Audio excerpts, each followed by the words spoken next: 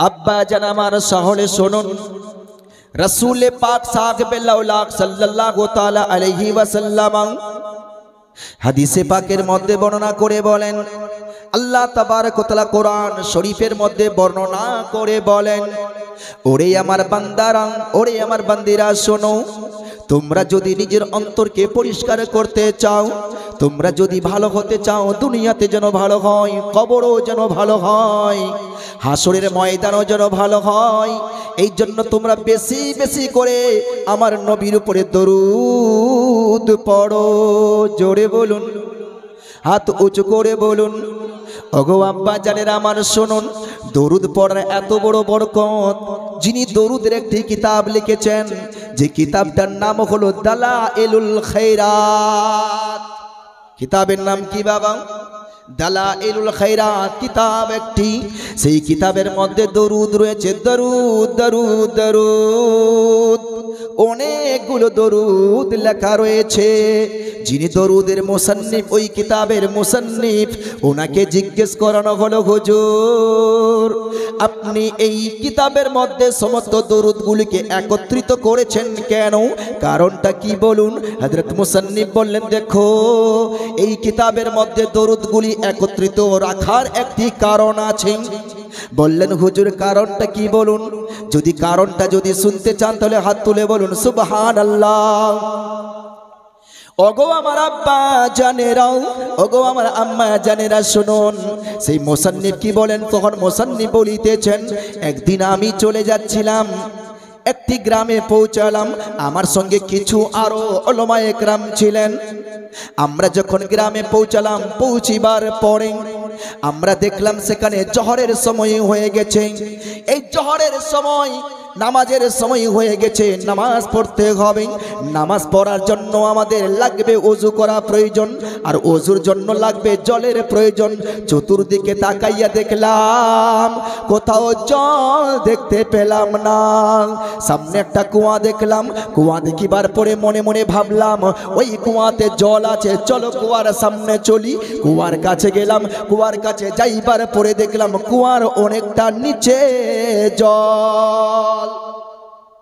কতটা নিচে? অনেকটা নিচে জল। এই যে অনেক নিচে জল, এরকম তাকিয়ে দেখলো জল উঠাতে গেলে একটা বালতি লাগবে, একটা দড়ি লাগবে। কি লাগবে? একটা বালতি আর দড়ি। বালতি দড়ি ছাড়া তো জল উঠানো যাবে না। যখন দেখলেন বালতি এবং দড়ি ছাড়া জল উঠানো যাবে না, তো চতুর্দিকে আবার তাকাইয়া তাকাইয়া দেখতে লাগলেন, দেখি কোথায় দেখতে পাই কে আছে। চতুর্দিকে তাকাইয়া দেখলো কে আছে এমন আমাদেরকে ডোল এবং দড়ি এনে দিবে। চতুর্দিকে তাকাই, কিন্তু কোনো দিকে কোনো মানুষকে দেখতে পাই না, কাউকে দেখতে পাই না। গ্রামটা বড় খালি, গ্রামটা বড় খালি। কোথায় পাবো ডোল, কোথায় পাবো দড়ি যে আমরা জল উঠাইয়া নামাজ পড়ব? নামাজের সময় যদি শেষ হয়ে যায় তাহলে কি করব? এই তো জল আছে, জল উঠাতে হবে। জল উঠাবার জন্য যখন দেখলেন কাউকে পেলেন না, ওই কুয়ার সামনে একটি ঘর, একটি কাঁচা ঘর রয়েছে আব্বা। ওই কাঁচা ঘরটি ওই কুয়ার বগলে লাগা রয়েছে, আর ওই কুয়ার বগলের উপরে, কাঁচা ঘরের উপরে একটি ছাদ, সেই ছাদের উপরে একটি ছোট্ট মেয়ে দাঁড়িয়ে আছে। একটি ছোট্ট মেয়ে সেখানে দাঁড়িয়ে আছে। ওই মেয়েটি তখন জিজ্ঞেস করলেন, ও হুজুর আপনি কি তাকাইয়া তাকাইয়া এদিকে ওদিকে দেখিতেছেন? তখন বলল, বেটি তুই কে? বললেন, আমি একটি মুসলমানের মেয়ে, আপনাদের অনেকক্ষণ থেকে দেখছি, আপনারা এইদিকে ওইদিকে তাকাইয়া তাকাইয়া দেখছেন, কি খুঁজছেন বলুন? তখন হুজুর বললেন, ওরে বেটি শুনো, আমাদের জোহরের নামাজের সময় হয়ে গেছে, জোহরের নামাজ আদায় করতে হবে। জোহরের নামাজ আদায় করার জন্য আমাদের জল লাগবে, কিন্তু এই জায়গায় দেখছি জল তো আছে, কিন্তু জল উঠাবার জন্য কোনো ডোল ও দড়ি নয়। এই জন্য বেটি তুই যদি ব্যবস্থা করে দিতে পারিস, একটা ডোল এনে দিতে পারিস, কিংবা একটা যদি দড়ি এনে দিতে পারিস, তাহলে আমরা জল উঠাইয়া ওযু করতে পারবো, নচেত আমরা জল উঠাবো কি করে? এই জন্য তুমি ব্যবস্থা করে দাও। তখন মেয়েটা হাসতে লাগলো, হাসতে হাসতে বলতে লাগলো, আব্বা ওগো হুজুর, আপনি তো একটা আল্লাহর ওলি, আপনি তো একটা বিরাট বড় ওলি, আপনি আবার জলের জন্য ডোল কেন লাগবে? এই জল উঠাবার জন্য দড়ি কেন লাগবে? আল্লাহ তো আপনাকে বড় পাওয়ার দিয়েছেন, আল্লাহ তো আপনাকে বড় শক্তি দান দিয়েছেন, আপনি কি সেখান থেকে জল উঠাতে পারছেন না? বলছে বেটি কি রকমের কথা বলো, জল উঠাতে গেলে দড়ি লাগবে, জল উঠাতে গেলে ডোল লাগবে, কিন্তু বেটি এখানে না আছে ডোল, না আছে বালতি, না আছে দড়ি, এই জন্য আমি জল উঠাতে পারবো না। তখন বললো ঠিক আছে আব্বা, আপনারা জল উঠাতে না পারেন তাহলে দেখুন, ওই ছাদের উপর থেকে মেয়েটা নিজের মুখের মধ্যে হাত ঢুকালো, ঢুকাইবার পরে একটু কিছু থুক বের করলো, থুক বের করিবার পর ওই মেয়েটা উপর থেকে ইদারায় ফেলে দিল। ওগো আব্বা জানেরা, ওই মেয়েটার থুক যখনই এসে ইদারায় পড়লো, ইদারার জল জোশ মেরে উপরে উঠে গেল। হাত তুলে বলুন, আরো বলুন। লাগবে আব্বা, ভালো লাগবে, আস্তে আস্তে লাগবে, জোরে বলুন সুবহানাল্লাহ। রাত্রি যখন বেশি হয়ে যায় তখন মন ঘুমাবার চেষ্টা করে। আব্বা যখন কবরে চলে যাবেন তখন কোথায় কি করবেন? কে আপনাকে কবরে ঘুম দিবে? সেখানে তো কেউ জান্নাত তো জান্নাত, আর কেউ জাহান্নাম তো জাহান্নাম, সেখানে কেউ আপনাকে সাথ দিবে না। যে সাথ দেয় তো আমার আকা সাথ দিবেন, জোরে বলুন। এই মেয়েটা যখনই উপর থেকে থুক ফেলে কুয়ার জলকে উপরে উঠিয়ে দিল, তখন ওই আলিমেদ্দিন অবাক হয়ে গেলেন। একটা ছোট্ট মেয়ে, যে মেয়েটার বয়স মাত্র 7 থেকে 8 বছর, ওই 7-8 বছরের একটি কন্যা উপর থেকে যখন থুক ফেলে দেয়, তো থুক পাওয়া মাত্রই তখন কুয়া নিচ থেকে উপরে জল উঠতে লাগলো। ব্যাপারটা কি? এর থুকে এতটা পাওয়ার আসলো কোথা থেকে? এর থুকের মধ্যে পাওয়ার আসলো কোথা থেকে? দেখে অবাক হয়ে গেলেন। তখন বললেন, বেটি দাঁড়াও, নামাজ পড়বো বেটি পড়ে, কিন্তু আসো ওযু করব পরে, কিন্তু এটা তোমাকে জিজ্ঞেস করে ফেলি, কেমন করে এই থুকের মধ্যে পাওয়ার আসলো যে তোমার থুক পড়তে পড়তে জল উপরে উঠে আসলো? বেটি বলো, ওরে আমার বেটি বলো, কেমন ভাবে তোমার এই পাওয়ার এসেছে? কেমন ভাবে তোমার এই থুকে একটা এত বড় কেরামতি পাওয়ার এসে গেল? তখন বলছি, বেটি না আছে তোমার নামাজ, না আছে তোমার রোজা, না আছে তোমার হজ, না আছে তোমার যাকাত, কারণ তুমি একটি ছোট্ট মেয়ে, তুমি এখনো নামাজ পড়োনি, তুমি এখনো রোজা রাখোনি, কারণ তোমার উপরে নামাজও এখনো ফরজ হয়নি, রোজাও ফরজ হয়নি, হজও ফরজ হয়নি, যাকাতও ফরজ হয়নি, তুমি একটি ছোট্ট মেয়ে, গরিব মেয়ে, কিন্তু তোমার উপরে এত বড় পাওয়ার, তোমার থেকে এত পাওয়ার আসলো কোথা থেকে? যখনই বলল বলিবার পর তখন হুজুর আপনি জানেন এটা কোনো বড় কোনো কারণে আমার থুকের মধ্যে পাওয়ার আসেনি হুজুর, তো আপনি জানেন আমার এই থুকে পাওয়ার কোথা থেকে আসলো? বলছে, বেটি না জানি না, একটু তো বলো, একটু বললে ভালো হবে। তখন বলেন, হুজুর দেখুন, আমার এই থুকের মধ্যে পাওয়ার একটাই কারণ, সে অন্য কোনো কারণ নয়, বরং যখন আমি রাত্রিবেলা ঘুমাতে যাইতাম, যখন আমি বিছানায় যাইতাম, বিছানায় যাইবার সময় আমার আব্বা বলতে, বেটি ও আমার বেটি, মা বলতে, বেটি ও আমার বেটি, ও শোন বেটি শোন, যতক্ষণ না পর্যন্ত প্রিয় নবীর উপরে 100 বার দরুদ না পড়ে নাও ততক্ষণ পর্যন্ত তুমি ঘুমাবা না। হুজুর ডেইলি যতদিন পর্যন্ত আমি ঘুমাই আমার জবান মোবারকে রাসূলের উপরে দরুদ পড়াইতেই থাকে, আর রাসূলের উপরে দরুদ পড়িবার বরকতে এই আমার কারামত আমার জবানে চলে আসে। জোরে বলুন, আরো জোরে বলুন সুবহানাল্লাহ। কষ্ট পাচ্ছেন আপনারা? কষ্ট পাবেন না তো, শুনবেন তাহলে, আরো জোরে বলুন সুবহানাল্লাহ। আকাই দো জাহা বলেন সুবহানাল্লাহ পড়ো, আলহামদুলিল্লাহ পড়ো। মান ক্বালা সুবহানাল্লাহ ওয়াল হামদুলিল্লাহ গুরেসাত লাহু নাখলাতুল ফিল জান্নাহ, যে ব্যক্তি সুবহানাল্লাহ পড়ে নাই, যে ব্যক্তি আলহামদুলিল্লাহ পড়ে নাই, আল্লাহ তাবারক ওয়া তাআলা তার জন্য জান্নাতের মধ্যে খেজুরের গাছ লাগাইয়া দেয়। জোরে বলুন, কি লাগাই? খেজুরের গাছ লাগাইয়া দেয়। আব্বা আমরা মুসলমান, আমরা কারা? আমরা মুসলমান। এই মুসলমান যদি অন্তর দিয়ে ভক্তি ভরে নবীর উপরে দরুদ যদি পড়ে নেয়, সে ছোট্টই দরুদ হোক বা বড়ই দরুদ হোক, যা দরুদ মুখস্থ আছে কমসে কম সাল্লাল্লাহু আলাইহি ওয়াসাল্লাম তো মুখস্থ আছে। একজন জিজ্ঞেস করলেন একটি আলিমেদিনকে, হুজুর আমি যদি নবীকে দেখতে চাই তো কি করতে হবে? কারণ নবীকে যে স্বপ্নে একবার দেখে নেবে, একবার যদি নবীর দিদার হয়ে যায়, আল্লাহ তাবারক ওয়া তাআলা তার বেড়া পার করে জান্নাতকে কবরকে জান্নাত আতা করে দিবেন। জোরে বলুন। তো বললেন নবীকে দেখতে চাও? বলছে হ্যাঁ আমি নবীকে দেখতে চাই। তো এক কাজ করো, প্রতি বৃহস্পতিবার রাত্রিতে, কোন রাত্রি? বৃহস্পতিবার দিনগত রাত্রি, বৃহস্পতিবার দিনগত রাত্রি, এই বৃহস্পতিবার দিনগত রাত্রিতে নিজের বিছানায় যাও, পাক ও পবিত্র বিছানা রাখো, যেন ওই বিছানা যেন নাপাক না থাকে, সমস্ত বিছানা যেন পাক থাকে। আর কিছু আতর সেখানে ছিটাইয়া দাও, একটু যেন খুশবু খুশবু হয়ে যায়। আর সেই বিছানায় বসে কমসে কম দরুদে তাজ পড়ো। কি পড়বা? দরুদে তাজ পড়ো। এই দরুদে তাজ তুমি যদি পড়তে পড়তে ঘুমাইয়া যাও, তো প্রথম বৃহস্পতিবার তুমি যদি নবীকে দেখতে না পাও, তো আবার দ্বিতীয় বৃহস্পতিবার পড়ো দিনগত রাত্রে, মানে শুক্রবার রাত্রিটা, জুমা রাত্রিটা। দ্বিতীয়বার যদি দেখতে না পাও, তৃতীয়বার পড়ো, তৃতীয়বার দেখতে না পাও, চতুর্থবার পড়ো। এরকম 7 বার তুমি 7 রাত এরকম ভাবে পড়ো। ইনশাআল্লাহ তাবারক ওয়া তাআলা স্বপ্নে আমার নবীর দিদার হয়ে যাবে। জোরে বলুন। স্বপ্নে কার দিদার হবে? আমার নবীর দিদার হয়ে যাবে। এই জন্য আকায়ে দোজাহা বলেন, আমি যখন এখন তো আমি মদিনা শহরে, কিন্তু কোনো নেককার বান্দা, কোনো আমার গুনাহগার উম্মতি, কোনো আমার সঙ্গে মহাব্বত করেনেওয়ালা উম্মতি যদি মহাব্বতে দরুদ পড়ে নেয়, আমি সেই দরুদ যেখান থেকে পড়ুক না কেন মদিনা থেকে নিজ কানে শুনতে পাই। জোরে বলুন। আর কিছু কিছু লোক বলে যে নবী শুনতে পান না, নবীর কাছে পৌঁছানো হয়। যদি এটাই যদি শুনতে হয় তাহলে একটা হাদিসে পাক শুনুন। আপনারা শুনতে চান বাবা?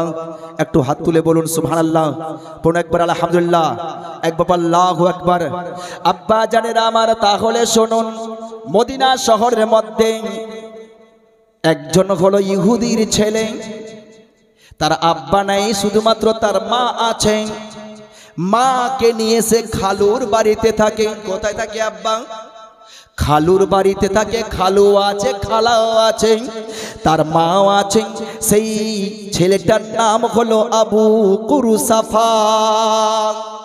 আবু কুরসাফা একজন ইহুদির ছেলে, আর ইহুদির বাড়িতেই থাকে। তার খালুও হলো ইহুদি, তার মাও হলো ইহুদি, তার খালাও হলো ইহুদি, কিন্তু তারা এখনো পর্যন্ত মুসলমান হয়নি। আবু কুরসাফা প্রতিদিন বকরি চড়াবার জন্য যায়, ছাগল চড়াবার জন্য যায়। মাঠে ছাগল চড়াইয়া চড়াইয়া বাড়িতে আসে। তার খালু তাকে বলেছে, ও আবু কুরসাফা, তুমি ছাগল চড়ালে খেতে পাবা, নচেতে খেতে পাবা না। ছাগল চড়াও, ছাগল চড়াবার কারণেই আমি তোকেও খাবার দিব, তোকে পোশাকও দিব, তোর মাকেও খাবার দিব। ও আবু কুরসাফা, তোকে ছাগল চড়াতে হবে। ওই জওয়ান ছেলে তখন প্রতিদিন ছাগল চড়ায় আর খাবার পায়। এরকম একদিন কি হলো আব্বা, ছাগল নিয়ে যখন যাই মাঠের দিকে, একবার কিছু ছাগল দেখা যায় রাস্তা পরিবর্তন করে নিল।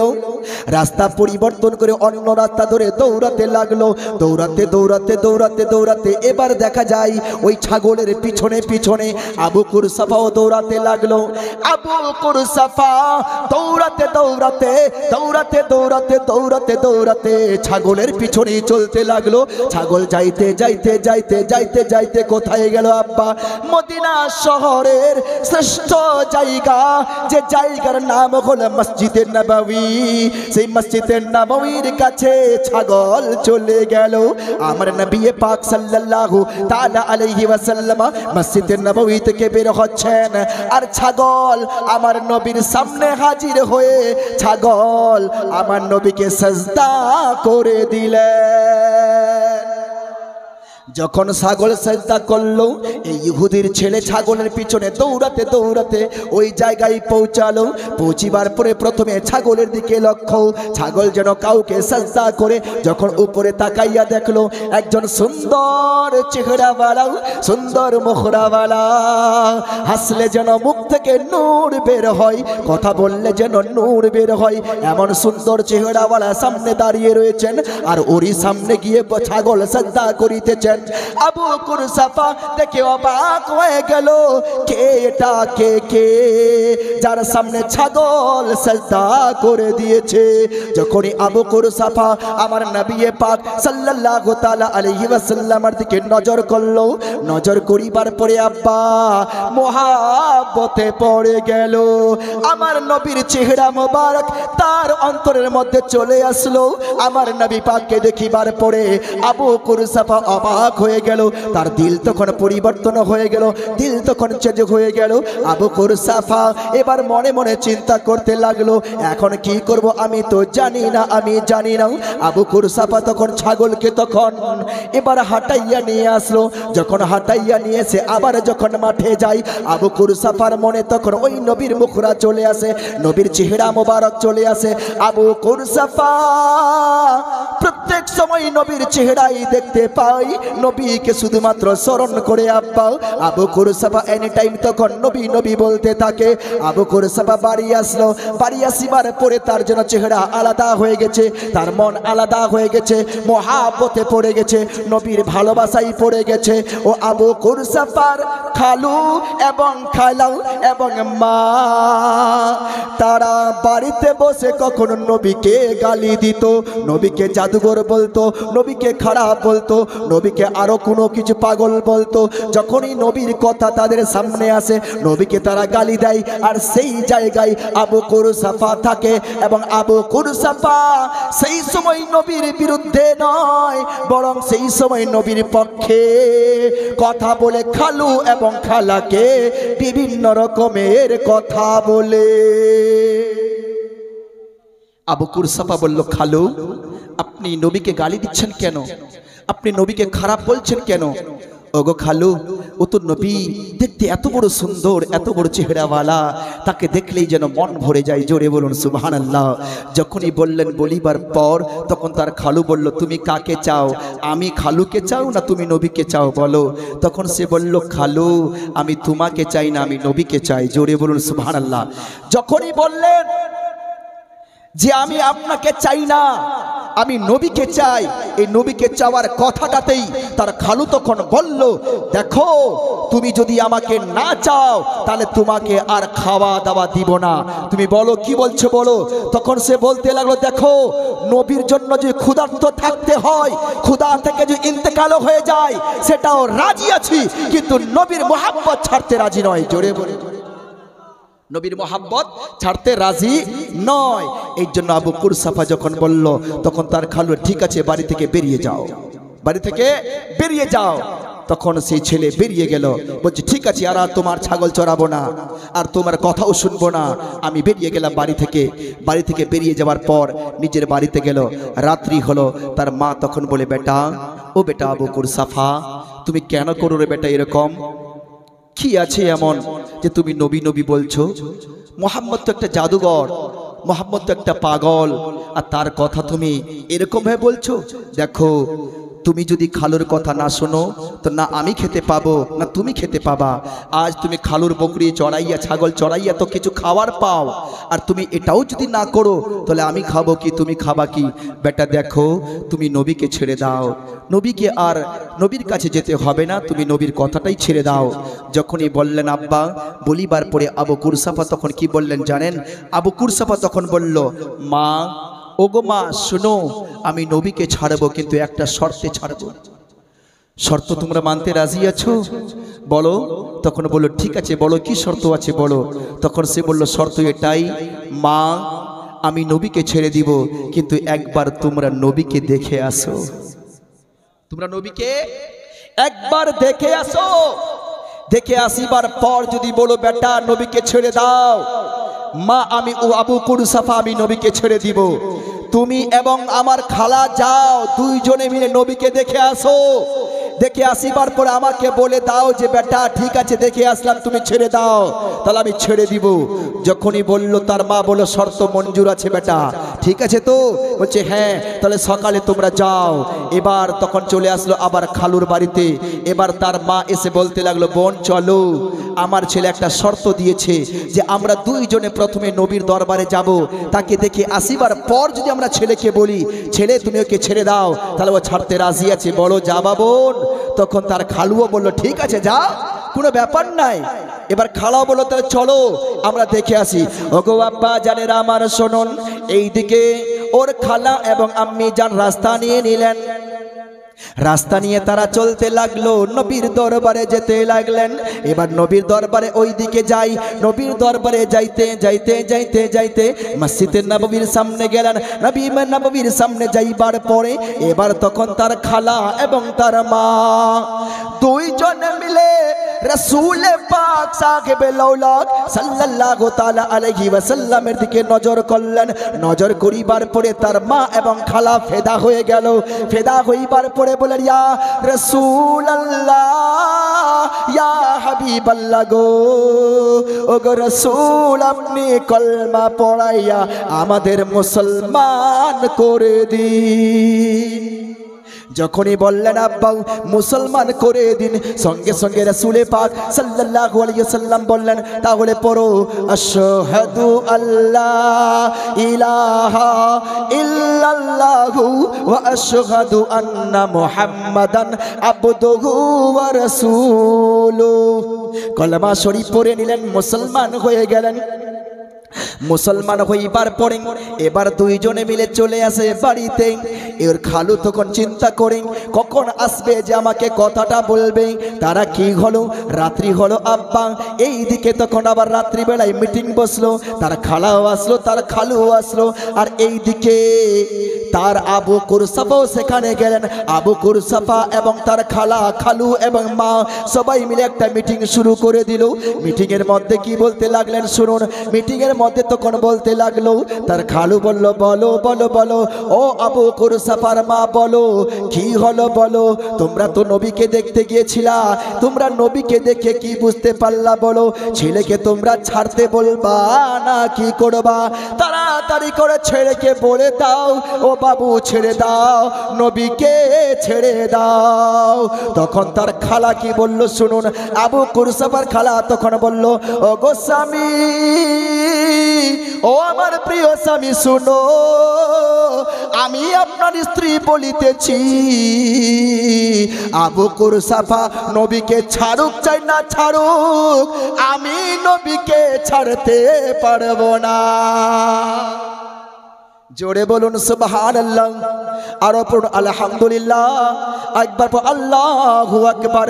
खुद को मिटा देंगे हम जान लुटा देंगे, नामों से आका पर हम सर कटा देंगे।